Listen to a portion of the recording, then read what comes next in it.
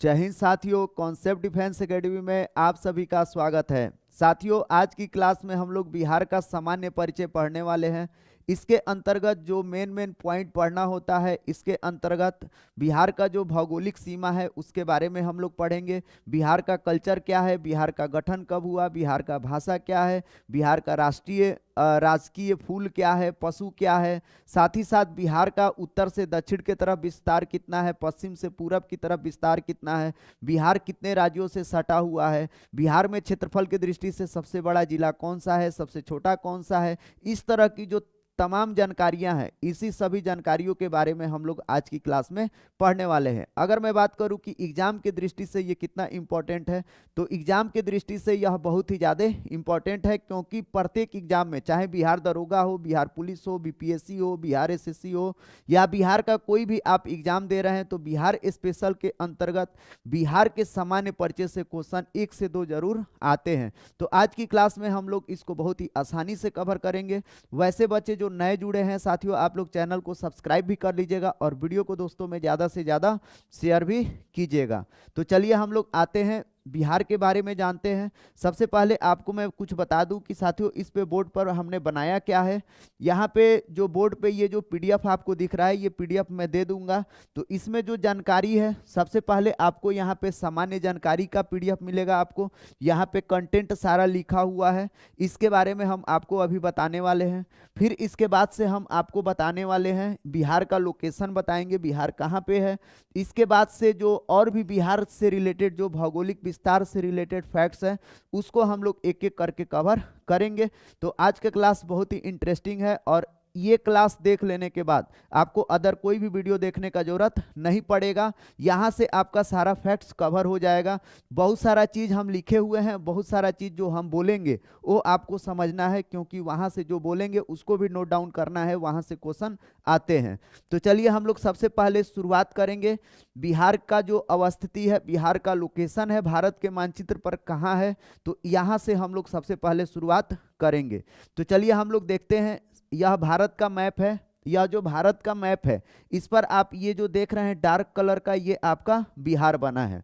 अगर मैं बात करूं कि बिहार का लोकेशन है कहाँ पे भारत के मानचित्र पर, तो सबसे पहले आप लोग एक फैक्ट्स ये जानिए कि जो कर्क रेखा है, कर्क रेखा वह भारत के बीचों बीच से होकर के गुजरती है। अर्थात कर्क रेखा जो है, यह भारत को 2 बराबर भागों में बांटती है।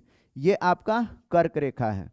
तो अगर बोला जाएगा कि बिहार का अवस्थिति कहाँ है, तो पहला फैक्ट ये जानिए कि यह कर्क रेखा के ऊपर में है। एग्जाम में क्वेश्चन पूछा जाता है कि जो बिहार है वो कर्क रेखा के समीप है, या फिर भूमध्य रेखा के समीप है, या मकर रेखा के समीप है। इस तरह से क्वेश्चन पूछा जाता है। तो जो बिहार है ये कर्क रेखा के उत्तर में है। ये फैक्ट्स याद रखिएगा। दूसरा नंबर चीज, बिहार के लोकेशन से संबंधित और क्या क्वेश्चन पूछे जाते हैं कि अगर बिहार का लोकेशन देखा जाए, क्या बिहार भारत के उत्तर में है, क्या दक्षिण में है, क्या पूरब में है, क्या पश्चिम में, किधर है। तो आइए इसको हम लोग समझते हैं। साथियों, ये आपका जो बीच वाला ये दिख रहा है, ये आपका ये जो राज्य दिख रहा है, ये आपका मध्य प्रदेश है। ये मध्य प्रदेश है। मध्य प्रदेश इसको इसलिए कहा जाता है क्योंकि ये भारत के एकदम मध्य में है। तो अगर यहाँ से हम लोग लोकेशन अगर ट्रेस करें, तो लोकेशन देखने के लिए हम लोग ऐसे रेखा दिशा सूचक पहले हम लोग क्या करते हैं, ड्रॉ करते हैं। ये सबको पता होगा। ऊपर वाले को हम लोग कहते हैं उत्तर, नीचे वाले को हम लोग कहते हैं दक्षिण, पूरब वाले को जो राइट हैंड पे होता है इसे हम लोग कहते हैं पूर्व, और जो इस साइड होता है इसे हम लोग कहते हैं पश्चिम। अगर हम लोग बात करें बिहार का लोकेशन कहाँ है भारत के मानचित्र पर, तो जो बिहार है, बिहार आप देखिए ये उत्तर है और ये पूरब है। तो बिहार जो है ये उत्तर और पूर्व दिशा में है, उत्तर और पूर्व के बीच में है, अर्थात उत्तर पूर्व दिशा में है। तो यहाँ से 2 फैक्ट्स आपको कवर हो गया। 2 फैक्ट्स याद रखिएगा कि जो बिहार है, बिहार कर्क रेखा के ऊपर और उत्तर पूर्व दिशा में है। अब हम लोग आते हैं कि बिहार का भौगोलिक सीमा के अंतर्गत बिहार से सटे हुए कितने राज्य हैं। तो इसको देखने के लिए आइए हम लोग सबसे पहले मैप पे आते हैं, दूसरे मैप पे चलिएगा। यहाँ पे हम आपको ये मैप एक बनाए हुए हैं, सिर्फ और सिर्फ बिहार का ये मैप है। और बिहार से जो सटे हुए जिले हैं और जो सटा हुआ देश है उसको हम यहाँ पे ड्रॉ कर दिए हैं। अगर आपको देखना होगा तो आप लोग यहाँ पर देख सकते हैं ये बिहार से सटे हुए कौन कौन से जिले हैं, तो कौन कौन से राज्य हैं। तो आइए हम आपको पहले थोड़ा सा जूम करके दिखाते हैं। साथियों, ज्योग्राफी पढ़ने का मकसद ये होता है कि आप हर एक चीज मैप से पढ़िए। मैप से पढ़ेंगे तो दिमाग में क्या होता है, छप जाता है। चलिएगा, तो हम आपको दिखाते हैं, ये बिहार है। बिहार के पश्चिम में आइए, पश्चिम में आएंगे तो ये जो सटा हुआ जिला राज्य है, ये जो सटा हुआ राज्य है ये आपका है उत्तर प्रदेश। तो एक चीज याद रखिए, बिहार से सटा हुआ राज्य है आपको उत्तर प्रदेश। फिर बिहार के दक्षिण में आप देखेंगे तो बिहार के दक्षिण में जो सटा हुआ राज्य है ये आपको है झारखंड, ये आपको है झारखंड। यहाँ पे ध्यान दीजिए, ये आपका झारखंड है। ठीक, अब बिहार से पूरब में देखेंगे, पूरब में जाएंगे तो इससे सटा हुआ जो राज्य है बिहार से, यहाँ पे देखिए ये आपका है वेस्ट बंगाल, ये आपका पश्चिम बंगाल है, यही सटा हुआ है। और इसके उत्तर में जाएंगे तो उत्तर में देखेंगे ये आपका नेपाल देश है, नेपाल देश है। अर्थात जो बिहार है, बिहार 3 राज्यों और एक देश से घिरा हुआ है। और यही चीज हम यहाँ पे मैप पे बनाए हुए हैं। तो यहाँ पे देखिए बिहार का, बिहार को अच्छे से यहाँ पे देखना है। देखिए बिहार के उत्तर में नेपाल, पश्चिम में उत्तर प्रदेश, पूरब में है आपको पश्चिम बंगाल और दक्षिण में कौन सा है, झारखंड। अब बिहार में जो उत्तर प्रदेश है, उत्तर प्रदेश, बिहार के कितने जिले उत्तर प्रदेश के साथ सीमा साझा करते हैं, ये आपको जानना बहुत ही जरूरी है। या फिर क्वेश्चन ऐसे पूछा जाता है, उत्तर प्रदेश बिहार के कितने जिलों के साथ सीमा साझा करता है। तो यहाँ पे आपको एक फैक्ट्स याद रखना है कि जो उत्तर प्रदेश है, उत्तर प्रदेश बिहार के 8 जिलों से सटा हुआ है, उत्तर प्रदेश। वहीं पे अगर मैं बात करूं कि जो झारखंड है, झारखंड बिहार के कितने जिलों के साथ सीमा साझा करता है, तो 8 उत्तर प्रदेश करता है तो 8 झारखंड भी करता है। अभी हम आपको कैलकुलेट करके दिखाएंगे।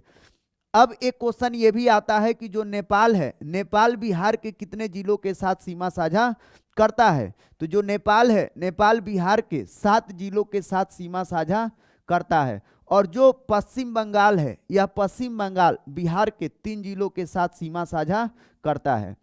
अब चलिए, कौन सा राज्य बिहार के कितने जिलों के साथ सीमा साझा करता है, इसका क्रम हम लोग समझते हैं। क्रम जब तक समझेंगे नहीं तब तक फैक्ट्स कवर होगा नहीं। सबसे पहले हम लोग शुरू करते हैं नेपाल से। पहले नेपाल देश को समझते हैं कि नेपाल देश बिहार के कितने जिलों के साथ सीमा साझा करता है। तो चलिए हम लोग पश्चिम से पूरब के तरफ, पश्चिम से पूरब के तरफ सभी राज्यों के क्रमों को हम लोग देखते हैं। तो बिहार का जो सबसे पश्चिम में इधर आपको जिला दिखाई दे रहा है, उत्तर पश्चिम में है, लेकिन नेपाल से सटा हुआ देखेंगे तो सबसे पश्चिम में जो जिला है वह है आपको पश्चिमी चंपारण। पश्चिमी चंपारण से पूरब की तरफ आएंगे तो ये हो गया पूर्वी चंपारण।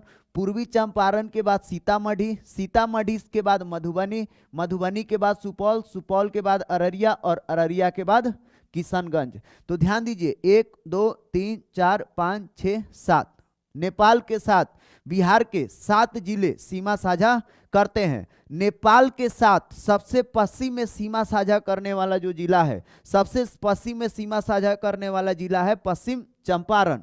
और नेपाल के साथ सबसे पूरब में जो सीमा साझा करने वाला जिला है वह है आपको किशनगंज। तो इसका क्रम आपको कॉपी पे लिख लेना है, पश्चिम से पूरब की तरफ, या 2-3 बार बोलेंगे तो याद भी हो जाएगा। पश्चिमी चंपारण, पूर्वी चंपारण, सीतामढ़ी, मधुबनी, सुपौल, अररिया और किशनगंज। इसका बहुत सारा ट्रिक भी है, गूगल पे आप लोग खोजेंगे तो मिल जाएगा, लेकिन आप लोग माइंड मैप में इसको बना के रखिए ताकि याद हो जाए। अब हम लोग आते हैं उत्तर प्रदेश के साथ बिहार के कौन कौन से जिला सीमा साझा करते हैं। तो हम लोग उत्तर से दक्षिण के तरफ इस क्रम को देखते हैं। तो उत्तर प्रदेश के साथ सीमा साझा करने वाला जो जिला है, सबसे पहला नंबर चीज, पहला है आपको पश्चिमी चंपारण। पश्चिमी चंपारण के बाद ये आपको है गोपालगंज, गोपालगंज के बाद सिवान, सिवान के बाद सारण, सारण के बाद भोजपुर, भोजपुर के बाद बक्सर और बक्सर के बाद कैमूर। तो कितने जिले हो गए, काउंट कर, 1 2 3 4 5 6 7। और यहाँ पे एक छूट रहा है, यहाँ पे एक आपका हो गया रोहतास, ये रोहतास को भी आप लोग ले लीजिए, ये भी सीमा साझा कर रहा है। अर्थात 8 जिले उत्तर प्रदेश के साथ क्या करते हैं, सीमा साझा करते हैं। अब आते हैं कि इसमें से क्या फैक्ट्स हैं और फैक्ट्स क्या निकल सकता है।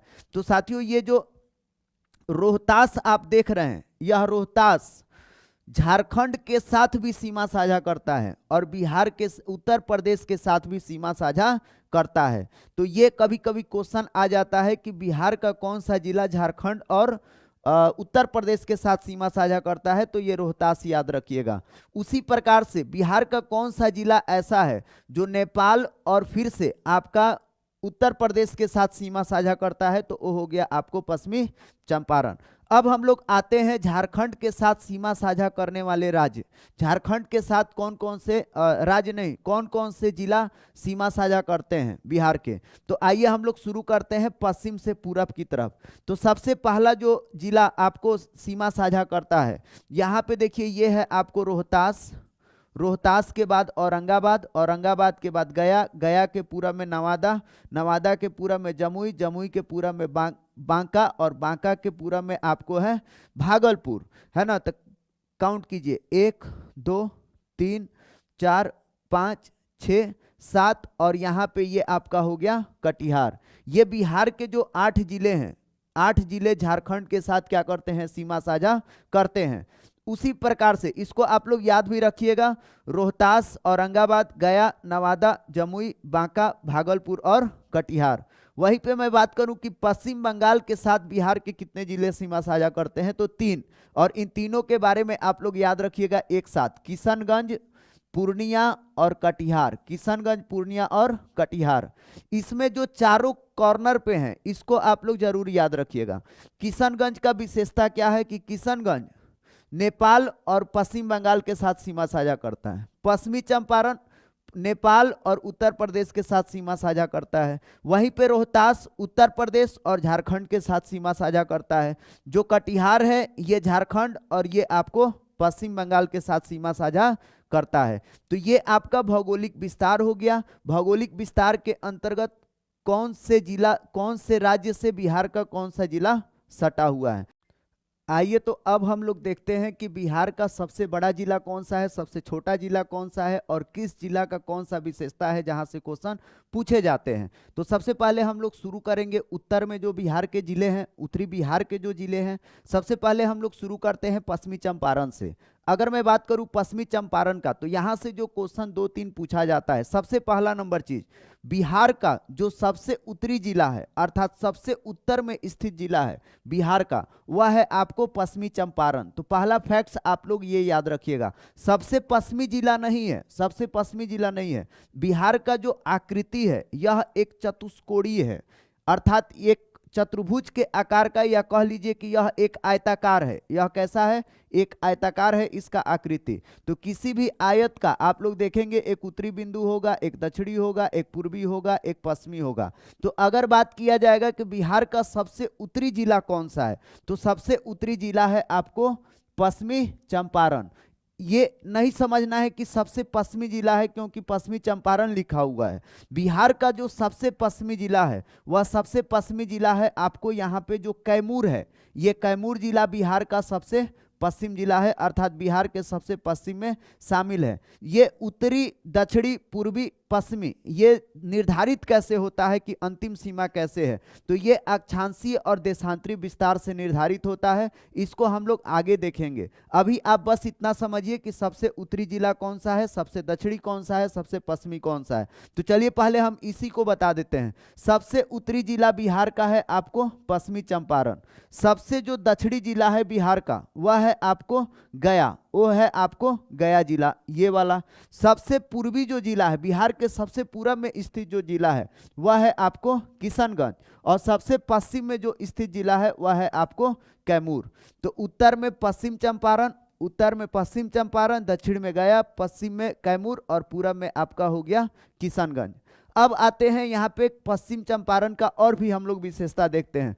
पश्चिमी चंपारण यह क्षेत्रफल के दृष्टि से, क्षेत्रफल के दृष्टि से यह बिहार का सबसे बड़ा जिला है, क्षेत्रफल की दृष्टि से। वहीं पे अगर मैं बात करूं यहाँ का और क्या विशेषता है, तो साथियों यहाँ पे एक वाल्मीकि टाइगर रिजर्व है।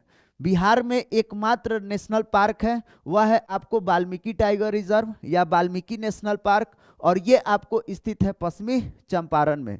वहीं पे अगर मैं बात करूं कि कैमूर से जुड़ा हुआ क्या फैक्ट्स है, तो कैमूर से जुड़ा हुआ ये फैक्ट्स है कि ये बिहार का सर्वाधिक वन प्रदेश वाला जिला है। कभी कभी सर्वाधिक वन प्रदेश के अंतर्गत पश्चिमी चंपारण को भी शामिल किया जाता है, तो ये भी आप लोग फैक्ट्स जानिए। वहीं पे अगर मैं बात करूं कि जो बिहार का सबसे दक्षिणी जिला है गया, उसका क्या फैक्ट्स है, तो बिहार का सबसे दक्षिणी जिला जो गया है, इसका विशेषता यह है कि यह बिहार का सबसे गर्म और सबसे ठंडा जिला है। यहाँ पे सबसे ज्यादा गर्मी भी पड़ता है, सबसे ज्यादा ठंडी भी पड़ता है। साथ ही साथ सबसे कम वर्षा वाला जिला ये आपको है यहाँ पे गया जिला, सबसे कम वर्षा वाला यहाँ पे, ठीक ना। वहीं पे आते हैं हम लोग किशनगंज के बारे में। साथियों जो किशनगंज है, यह किशनगंज ये बिहार का सबसे सर्वाधिक वर्षा वाला क्या है, जिला है, और बिहार का ये सबसे पूर्वी जिला भी है। साथियों कभी कभी क्या आता है कि बिहार का सबसे कम वर्षा वाला जिला कभी कभी गया भी,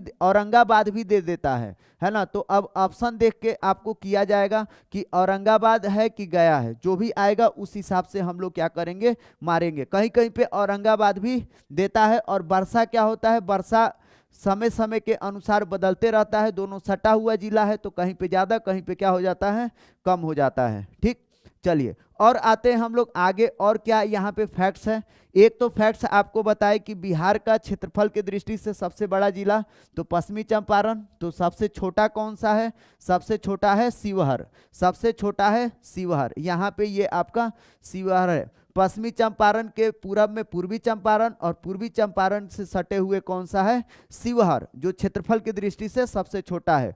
वहीं जनसंख्या के दृष्टि से सबसे बड़ा जिला, जनसंख्या के दृष्टि से सबसे बड़ा जिला है आपको पटना जिला, ये जनसंख्या के दृष्टि से। वहीं पे पूछा जाएगा कि सबसे छोटा जिला कौन सा है, तो सबसे छोटा जिला है आपको शेखपुरा, और शेखपुरा भी आपको सटा हुआ है पटना के करीब ही है ना। पटना फिर नालंदा और फिर आपको हो गया शेखपुरा। तो यहां से दो चीज याद रखना है, क्षेत्रफल के दृष्टि से सबसे बड़ा और सबसे छोटा ये दोनों पास पास हैं, दोनों क्या है, पास पास हैं, इसको याद रखिए, पश्चिमी चंपारण और शिवहर। जनसंख्या के दृष्टि से सबसे बड़ा है पटना और सबसे छोटा है शेखपुरा, और ये दोनों क्या है, पास पास हैं। ये भी फैक्ट्स आप लोग याद रखिए। वहीं पे अगर बोला जाए सर्वाधिक वर्षा वाला जिला कौन सा है, तो किशनगंज, और न्यूनतम वर्षा वाला जिला कौन सा है, तो ये आपका हो जाएगा औरंगाबाद, ठीक ना। यहाँ पे सबसे कम वर्षा वाला जिला यहाँ पे एरो में मार दिया गया है, यहाँ पे गया के तरफ, तो आप लोग इधर ही घुमा लीजिए, सही रहेगा, ज्यादा बेटर रहेगा। चलिए सर्वाधिक गर्म और ठंडा जिला कौन सा है, गया। तो ये आपका बिहार के जिला से संबंधित कुछ फैक्ट्स है जहाँ पे क्वेश्चन पूछे जाते हैं। आइए अब हम लोग आते हैं बिहार का जो अक्षांशीय विस्तार है और देशांतरीय विस्तार है, उसको हम लोग समझते हैं कि बिहार का अक्षांशीय विस्तार और देशांतरीय विस्तार कितना है। तो चलिए वापस हम लोग इस मैप पे आते हैं। चलिएगा अब यहाँ पे आपको कुछ फैक्ट समझना पड़ेगा। चलिएगा ये आपका बिहार का सबसे उत्तरी छोर और दक्षिणी छोर बनाए हैं, सबसे पश्चिमी और सबसे पूर्वी। आप लोग अक्षांश व देशांतर रेखा का वीडियो नहीं देखे हैं तो डिस्क्रिप्शन बॉक्स में लिंक है, वहां पे जाके आप लोग उस वीडियो को देख लीजिएगा। वहां पे हम बहुत ही विधिवत बताए हुए हैं अक्षांश व देशांतर रेखाओं के बारे में। जब उसको देख लेंगे तो ये आपको समझ में और भी डिटेल आ जाएगा बढ़िया से, ठीक ना। तो चलिए अक्षांशीय विस्तार हम लोग देखते हैं बिहार का। तो बिहार का जो अक्षांशीय विस्तार है वह है आपको 24 डिग्री 20 मिनट 10 सेकेंड उत्तर, उत्तरी, इसको उत्तरी बोलेंगे, 24 डिग्री 20 मिनट 10 सेकेंड उत्तरी अक्षांश से लेकर के 27 डिग्री 32 मिनट 15 सेकेंड उत्तरी अक्षांश तक। अक्षांश रेखा को उत्तरी से उत्तरी अक्षांश कैलकुलेट करते हैं, जबकि देशांतर रेखा को पूरब से पूरब की तरफ कैलकुलेट करते हैं। अगर पूर्वी विस्तार देखा जाएगा बिहार का, तो बिहार का पूर्वी देशांतरी विस्तार देखा जाएगा, तो बिहार का जो देशांतरी विस्तार है 83 डिग्री 19 मिनट 50 सेकेंड पूर्वी से लेकर के 88 डिग्री 17 मिनट 40 डिग्री 40 सेकेंड पूर्वी देशांतर तक। अर्थात फिर से एक बार बता रहे हैं 83 डिग्री 19 मिनट 50 सेकेंड पूर्वी देशांतर से 88 डिग्री 17 मिनट 40 सेकंड पूर्वी देशांतर तक। राउंड फिगर में याद रखिए, अक्षांश रेखा का विस्तार 24 से 27, 24 से 27 3 का गैप है। वहीं पे देशांतरी विस्तार में यहाँ पे 83 से लेकर के 88 है, अर्थात 3-3 डिग्री का इधर भी क्या है, गैप है। तो ये देशांतरी विस्तार आप लोग याद रखिएगा फैक्ट्स का। वहीं पे अगर बोला जाएगा कि बिहार का जो लंबाई है, बिहार का लंबाई और चौड़ाई कितना है, तो बिहार का जो लंबाई है ये आपको लंबाई है टोटल 343 किलोमीटर, 343 लंबा है, ऐसे लंबा, इसको हम लोग चौड़ा बोलते हैं। तो बिहार का जो चौड़ाई है ये है आपको 483 किलोमीटर, जबकि बिहार का जो लंबाई है ये है आपको 343 किलोमीटर। ये दोनों फैक्ट्स आप लोग याद रखिए, यहाँ से क्वेश्चन पूछे जाते हैं, ठीक ना। चलिए और क्या फैक्ट्स है इसके बारे में, तो और सारा फैक्ट्स आपको यहाँ पे लिखा हुआ है। आइए एक एक करके हम आपको समझाते हैं। सबसे पहला नंबर फैक्ट्स यहाँ पे लिखा हुआ है बोर्ड पे, वह लिखा है बिहार का स्थापना दिवस। तो आप लोग याद रखिए, बिहार का जो गठन हुआ था या बिहार का जो स्थापना दिवस है वह है आपको 22 मार्च 1912। अब इसके गठन के पीछे का बहुत सारा कहानी है, यहाँ से बहुत सारा फैक्ट्स एग्जाम में पूछा जाता है। तो सबसे पहले हम आपको ले चलते हैं 1905 ईस्वी में।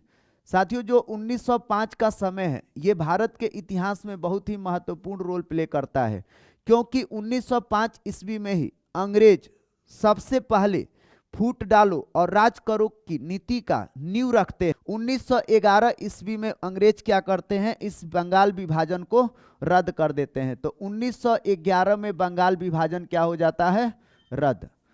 जब बंगाल विभाजन रद्द होता है तो बंगाल विभाजन के रद्द होने से हुआ क्या, तो साथियों इसी के रद्द होने के बाद यह घोषणा किया गया कि बिहार का क्या किया जाएगा, गठन किया जाएगा। दिसंबर 1911 ईस्वी को यह घोषणा होता है और मार्च के महीना में 22 मार्च 1912 ईस्वी को बिहार का क्या होता है, गठन होता है, बिहार का स्थापना होता है। कहने का तात्पर्य यह है कि जो आधुनिक बिहार है, यह आधुनिक बिहार अंग्रेजों के समय बंगाल के अंतर्गत शामिल था। अब बंगाल के अंतर्गत सिर्फ और सिर्फ बिहार ही शामिल नहीं था। हम जब भी आपको बोलेंगे बंगाल, तो बंगाल का मतलब आपको क्या समझना है, इस पर जरा आप लोग ध्यान दीजिएगा। उस समय जो ब्रिटिश बंगाल था, ब्रिटिश के समय जो बंगाल प्रेसिडेंसी था, उसके अंतर्गत शामिल था आधुनिक पश्चिम बंगाल, आधुनिक बांग्लादेश, आधुनिक बांग्लादेश, आधुनिक बिहार, आधुनिक बिहार, आधुनिक झारखंड, आधुनिक झारखंड, आधुनिक असम, आधुनिक असम, आधुनिक जो उड़ीसा है, आधुनिक जो उड़ीसा है। ये 1905 ईस्वी के बंगाल में ये सभी के सभी क्या थे, शामिल थे, अर्थात बंगाल प्रेसिडेंसी के अंतर्गत आते थे। लेकिन 1912 ईस्वी में बंगाल से बिहार को क्या कर दिया गया, अलग कर दिया गया। और 1912 ईस्वी में जब बंगाल से बिहार अलग हुआ तो बंगाल के साथ दो और राज्य भी मिले, आधुनिक जो झारखंड है और आधुनिक जो उड़ीसा है, ये तीनों एक साथ आए, ये तीनों एक साथ अलग हुए, ठीक ना। तो याद रखिएगा, सबसे पहले बंगाल से अलग कौन हुआ, सबसे पहले अलग हुआ बिहार। कब, 22 मार्च 1912 ईस्वी को। इसी वजह से बिहार का स्थापना दिवस मनाया जाता है 22 मार्च 1912 ईस्वी को। फिर इसके बाद से क्या होता है, 1 अप्रैल 1936 ईस्वी को, 1 अप्रैल 1936 ईस्वी को इस बिहार से उड़ीसा को क्या कर दिया जाता है, अलग कर दिया जाता है। अर्थात बंगाल और बिहार अलग हो, उड़ीसा और जो बिहार है, यह जो उड़ीसा और बिहार है, इन दोनों को अलग कर दिया जाता है। और जब अलग होता है 1936 ईस्वी में, तो इस समय बिहार के साथ झारखंड होता है, ठीक ना। तो पहले याद रखिए, बंगाल से अलग हुआ बिहार 22 मार्च 1912 को, और फिर 1 अप्रैल 1936 को बिहार से अलग कौन सा हो गया, उड़ीसा अलग हो गया। अब बिहार के अंतर्गत शामिल है सिर्फ और सिर्फ झारखंड, जो 15 नवंबर 2000 को ये क्या हो जाएगा, बिहार से अलग हो जाएगा और एक अलग झारखंड राज्य अस्तित्व में आएगा। तो 3 राज्यों का गठन डेट आप याद रखिए, 22 मार्च को बिहार का, 1 अप्रैल को उड़ीसा का और 15 नवंबर को झारखंड का। ठीक ना। तो यहाँ से फैक्ट्स पूछे जाते हैं, और जो आजकल बिहार पुलिस का एग्जाम हो रहा है, दरोगा का एग्जाम हो रहा है, ये सब कंसेप्ट या बैकग्राउंड जो है बहुत ही ज़्यादा आजकल पूछा जा रहा है। चलिए अगला, अब हम लोग दूसरा फैक्ट्स पे आते हैं। दूसरा फैक्ट्स यहाँ पे क्या है? दूसरा फैक्ट्स आपको ये है कि बिहार का शाब्दिक अर्थ क्या है, बिहार का। तो साथियों, जो बिहार का शाब्दिक अर्थ है ये है बौद्ध मठ। इसका मतलब बौद्ध मठ। बिहार में दो तरह का, सबसे पहले आया बिहार, सबसे पहले क्या आया? बिहार। बिहार वह स्थान था जहां पे बौद्ध भिक्षु रहते थे, बौद्ध भिक्षुओं के निवास स्थान को बिहार कहा जाता था। इसी बिहार को जो अरब आक्रमणकारी थे विहार न कह करके वह बिहार कहने लगे, वह विहार न कह के क्या कहने लगे? बिहार। तो उनकी वजह से बिहार का नाम क्या पड़ गया? बिहार। ये फैक्ट्स आप लोग याद रखिए। जैसे जो अरब आक्रमणकारी जो ईरान से आए थे, ईरानी लोग थे, ईरानी लोग सिंधु नदी को इंदु बोलते थे, सिंधु को क्या बोलते थे? इंदु। और उन्हीं के वजह से जो हिंदुस्तान नाम पड़ा है उन्हीं के वजह से पड़ा है। तो उसी प्रकार अरब आक्रमणकारियों के वजह से जो बिहार है उसके वजह से नाम पड़ा बिहार। ये फैक्ट्स याद रखिए। क्षेत्रफल के दृष्टि से जो बिहार है भारत का कितना बड़ा राज्य है? तो साथियों क्षेत्रफल के दृष्टि से बिहार 12वां सबसे बड़ा राज्य है। यहाँ पे 13 लिखा हुआ है, 12वां सबसे बड़ा राज्य है। वहीं जनसंख्या के दृष्टि से बिहार जो है जनसंख्या के दृष्टि से तीसरा सबसे बड़ा राज्य है। ये भी फैक्ट्स आपको याद रखना है। वहीं पे बात करूं कि बिहार भारत के कुल क्षेत्रफल का कितना प्रतिशत सीमा साझा करता है? तो बिहार भारत के कुल क्षेत्रफल का 2.86% सीमा साझा करता है। बिहार का कुल क्षेत्रफल कितना है? तो बिहार का जो कुल क्षेत्रफल है ये है 94,163 वर्ग किलोमीटर। और ये आपका अक्षांशीय विस्तार है जो आपको बता दिए, देशांतरी विस्तार भी बता दिए हैं। अब आते हैं बिहार में कुल कितने जिले हैं? तो साथियों बिहार में जो कुल जिले हैं वह टोटल है आपको 38 जिले हैं। ठीक ना। जो सबसे नवीन जिला है, सबसे नया जिला है वह है आपको अरवल, वह आपको सबसे अरवल नवीन है। ये अरवल किससे टूट करके बना है? तो यह जहानाबाद से टूट करके क्या हुआ है? अलग बना है। आप देखेंगे जहानाबाद और अरवल ये दोनों एक जगह हैं। आपको बिहार के मैप पे फिर लेके चलते हैं। देखिए यहाँ पे अरवल है और ये आपको जहानाबाद है, ये जहानाबाद और ये वाला अरवल है। ठीक ना। दोनों पास पास है, इसी से टूट करके क्या हुआ है? बना है आपको। ठीक ना। तो टोटल जिले हैं 38। सबसे नवीन जिला कौन सा है? सबसे नवीन जिला है 38वां जिला अरवल। चलिएगा अब आते हैं आगे। अगला फैक्ट क्या है? झारखंड बनने से पूर्व बिहार में कुल कितने जिले थे? तो झारखंड बनने से पूर्व बिहार में टोटल कितने जिले थे? 55। ये आप लोग फैक्ट्स याद रखिएगा। ठीक ना। चलिएगा उसके बाद से अब बिहार में प्रमंडल कुल कितने हैं? कुल कितने प्रमंडल है? तो साथियों बिहार में टोटल प्रमंडल है 9। और झारखंड के विभाजन के पूर्व बिहार में टोटल 13 प्रमंडल थे, है ना। अब आते हैं कि उत्तरी बिहार में कुल कितने प्रमंडल है? उत्तरी बिहार में टोटल है 5 और दक्षिणी बिहार में कितने हैं? 4। ये फैक्ट्स याद रखिए। दूसरा नंबर चीज क्या पूछा जाता है कि बिहार में अनुमंडल कितने हैं? तो बिहार में अनुमंडल है 104। कुल गांव कितने हैं? 44,874 गांव है बिहार में। कुल शहर कितने हैं? तो 199। कुल ब्लॉक कितना है? 534। कुल पंचायत कितना है? 8,406। साथियों ये फैक्चुअल डेटा है, ये आपको याद करना पड़ेगा, इसका दूसरा कोई उपाय नहीं है। लोकसभा सीटों की संख्या कितना है? 40। राज्यसभा की सीटों की संख्या कितना है? 16। विधानसभा सीटों की संख्या कितना है? 243। 243 में 40 सीट आरक्षित है, यह भी याद रखिएगा। एससी और एसटी के लिए 40 सीट को रिजर्व कर दिया गया है। विधान परिषद की सीटें कुल कितनी है? 75। नगर निगम कुल कितना है? 19। नगर परिषद कितना है? 88। नगर पंचायत कितना है? 154। पुलिस जिला बिहार में कितना है? 40। तो ये सारा का सारा फैक्ट्स आप एक नजर में याद रखिए क्योंकि यहां से क्वेश्चन पूछे जाते हैं। ठीक ना। चलिए अब हम लोग आगे आते हैं कुछ और फैक्ट्स पे जहां से क्वेश्चन पूछे जाते हैं। सबसे ज्यादा फैक्ट्स यहां से क्वेश्चन पूछा जाता है, ये आप लोग जरूर याद रखिएगा कि बिहार का राजकीय पशु क्या है? तो बिहार का जो राजकीय पशु है वह आपका है बैल। इसका वैज्ञानिक नाम पूछा जाता है, तो जो वैज्ञानिक नाम है इसका वह है बोस टॉरस, याद रखिएगा। वहीं पे अगर बात किया जाए बिहार का राजकीय वृक्ष क्या है, तो बिहार का जो राजकीय वृक्ष है वह है आपको पीपल। इसका वैज्ञानिक नाम क्या है, इसका वैज्ञानिक नाम है फाइकस रिलीजियोसा, ये आप लोग याद रखिएगा। वहीं पे बिहार का राजकीय पक्षी क्या है, तो बिहार का राजकीय पक्षी है गौरैया। इसका वैज्ञानिक नाम क्या है, पासर डोमेस्टिकस, ये भी फैक्ट्स याद रखिए। वहीं पे राजकीय पुष्प बिहार का क्या है, तो राजकीय पुष्प है गेंदा, इसका भी वैज्ञानिक नाम लिखा हुआ है टेगेटेस।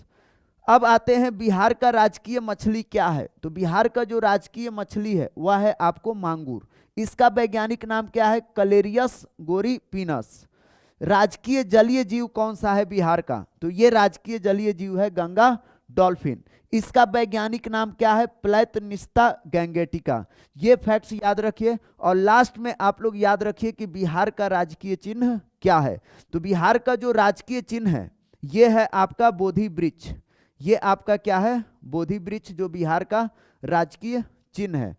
अब देखिएगा इसका विशेषता क्या है, इसका विशेषता ये है कि जो बोधि वृक्ष है, इस बोधि वृक्ष में जो वृक्ष है ये आपका वृक्ष है पीपल का, ये वृक्ष किसका है, पीपल का। चलिएगा ब्लैक कलर से लिखते हैं शायद पता चलेगा, ये आपका वृक्ष है पीपल का। अब ये जो वृक्ष है पीपल का ये आपको टिका हुआ है एक ईंट पे, ये क्या है, ईंट है, और ये जो ईंट पे टिका है इस पर लिखा गया है भाषा उर्दू, इस पर कौन सी भाषा है, उर्दू।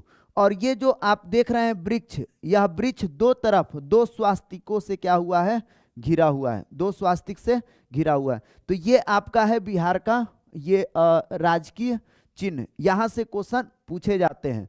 वहीं पे याद रखिएगा बिहार का लैंग्वेज क्या है, बिहार का भाषा, तो साथियों बिहार का जो राजकीय भाषा है वह है आप लोगों का हिंदी, और जो दूसरी राजकीय भाषा है, दूसरी राजकीय भाषा है वो आप लोगों का है उर्दू, ठीक ना साथियों। ये आपका बिहार से संबंधित टोटल फैक्ट्स है। अब आप लोग यहाँ से जो भी क्वेश्चन आएगा आप लोगों से सारा का सारा क्वेश्चन बन जाएगा। वीडियो को ज़्यादा से ज़्यादा दोस्तों में शेयर कीजिएगा। तब तक के लिए बाय।